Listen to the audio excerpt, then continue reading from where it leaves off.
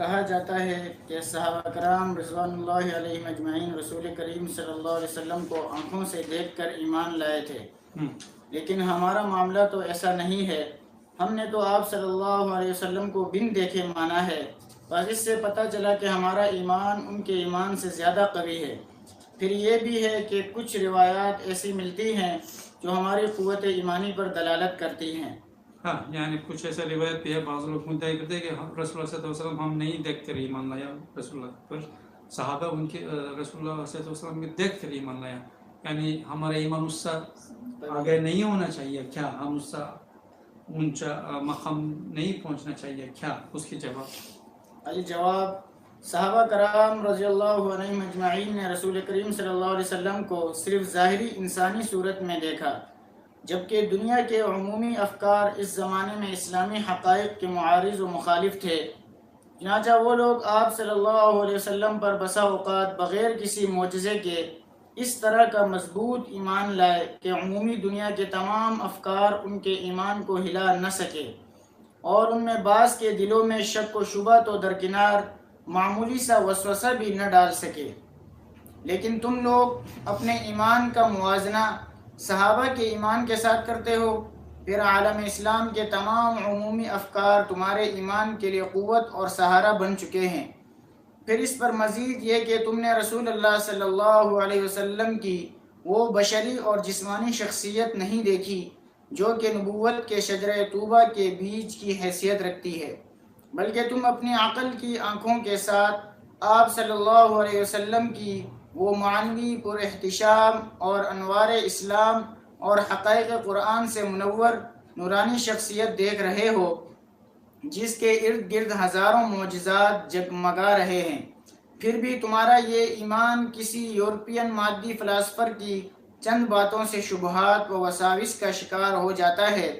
اور دوسری طرف صحابہ کا ایمان ہے جو کہ تمام عالم کفر، نصارہ، یہود اور فلاسفہ کے ہجوم کے سامنے ذرہ برابر بھی ڈگمگاتا نہیں۔ پھر ان کا شدید تقوی اور کمال صلاح جو کہ ان کی قوت ایمانی پر دلالت کرتے ہیں، اور جو کہ ان کے ایمان کے چند چھینٹے ہیں۔ اب بتاؤ کہ تمہارے اور صحابہ کے ایمان کا مقابلہ ہی کیا ہے؟ ارے ایمان کے مدعی، تمہارا یہ کمزور سا ٹمٹماتا ہوا ایمان جو کہ شدت ضعف کی وجہ سے صحیح طور پر فرائض کی ادائیگی بھی نہیں کر سکتا ہے، اس کے اور صحابہ کے ایمان کے درمیان کیا موازنہ ہو سکتا ہے؟ ہاں، مسئلہ صحابہ رضی اللہ عنہم اجمعین کی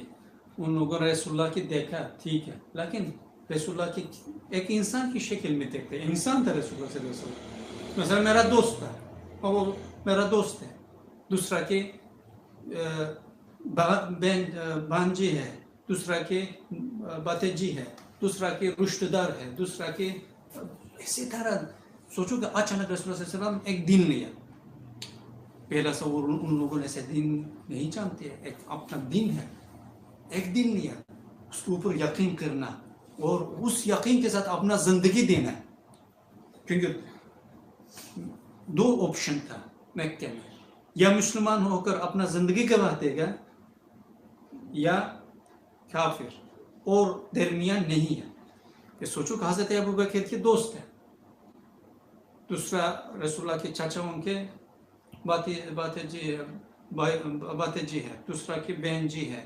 یعنی لوگ کہتے ہیں یعنی نارمل انسانی لحاظ سے دیکھ، لیکن اس کے باوجود بھی اس سے لیا ہوا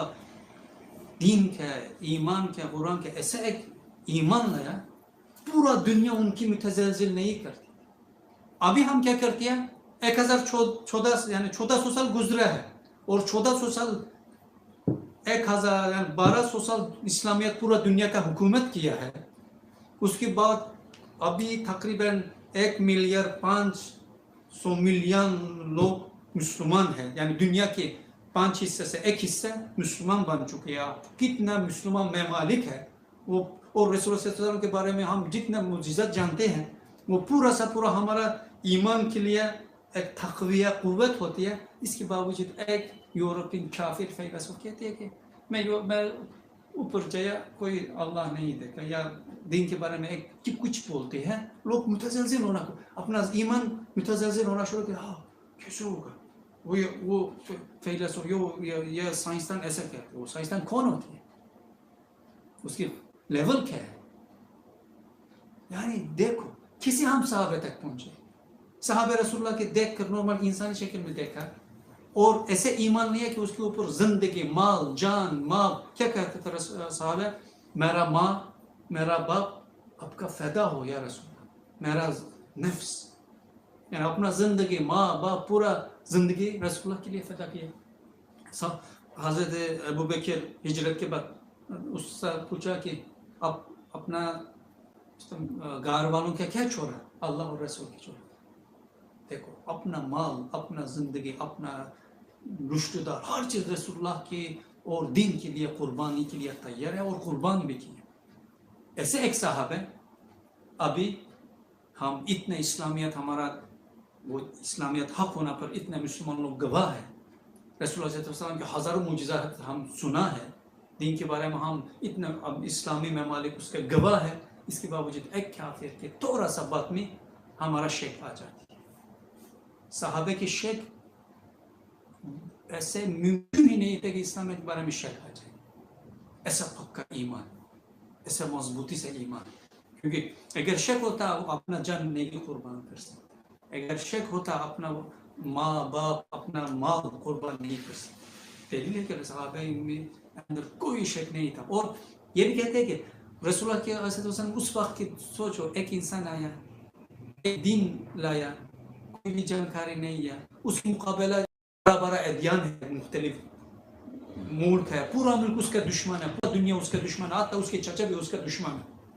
اس کے باوجود اس کا ایمان رکھنا، لیکن یعنی ایک بیج کی حیثیت میں رسول اللہ اس وقت کے اسلام میں، کیونکہ نیا وہ بیج لگاتے ہیں، لیکن وہ لوگ وہ بیج کا ایمان کیا۔ ابھی اسلامیت کہاں تک پہنچ گیا؟ ایک درخت بن گیا، معنوی درخت، ہر جگہ سے دیکھا رہا ہے، اتنا پھل دیا، اتنا اولیاء، اصفیاء، صدیقین، شہداء، وہ اسلامیت کے درخت سے نکلنے والا پھل ہے، اتنا نتیجہ دیا، اس کے باوجود بھی اس اثر کے کتنے لوگ اسلامیت سے نکلتے ہیں یا اپنا اسلامیت کے بارے میں شک و شبہ میں مبتلا ہے۔ ایسے اس جیسے لوگ کسی صحابہ درجے تک پہنچے، اس لیے کوئی بھی لوگ کے حق نہیں کہ ایسے دعویٰ کرے اور صحابہ درجے تک پہنچ سکے۔ ہاں، رہی وہ روایت جو کہ حدیث شریف میں وارد ہوئی ہے، اور جس کا مفہوم یہ ہے کہ آخری زمانے میں آنے والے وہ لوگ جو مجھے دیکھے بغیر ایمان لائیں گے وہ بہترین لوگ ہوں گے، تو وہ حدیث خصوصی فضیلت اور خصوصی اشخاص کے ارد گرد گھومتی ہے، لیکن ہماری یہ بحث کلی فضیلت اور اکثریتی اعتبار سے ہے۔ ہاں، مثلا اور رسول اللہ کی ایک حدیث ہے، یعنی جو آخر زمان کے لوگ مجھے دیکھنے کے بغیر ایمان لایا، ان لوگوں نے بہت بہترین فضیلت ہے، لیکن وہ پورا عمومی نہیں ہے، عام نہیں ہے، خاص لوگ۔ کون ہے وہ؟ عبدالقادر جیلانی جیسے، امام ربانی جیسے،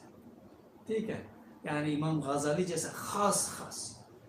عبادت میں، تقوی میں، دین کی خدمت میں بہت آگے بڑھ گیا،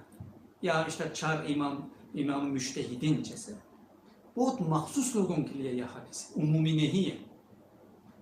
کیونکہ عمومی دیکھو کون سی انسان ہے کہ ایک صحابہ کے ایک ناخن جیسا ہو سکتا ہے، اس کی قیمت میں کون سی، اس لیے یہ حدیث خاص مثلا عبدالقادر جیلانی جیسا، چار امام جیسا یا امام غزالی جیسا، ایسے ایک دین کے لیے خدمت کی ہے کہ ان لوگوں نے بھی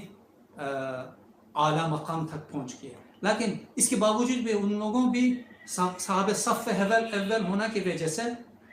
صحابہ تک درجہ تک نہیں پہنچ سکتے۔ شخصی فضیلت میں آتے ہیں بہت اونچے ہیں، لیکن عمومی فضیلت میں صحابہ کی درجہ ان لوگوں میں بھی نہیں پہنچ سکتے، اس لیے کوئی بھی لوگ یعنی دوسرا لوگ دور کی بات ہے صحابہ کی درجہ پہنچ جائے، ایسا مدعی کرنا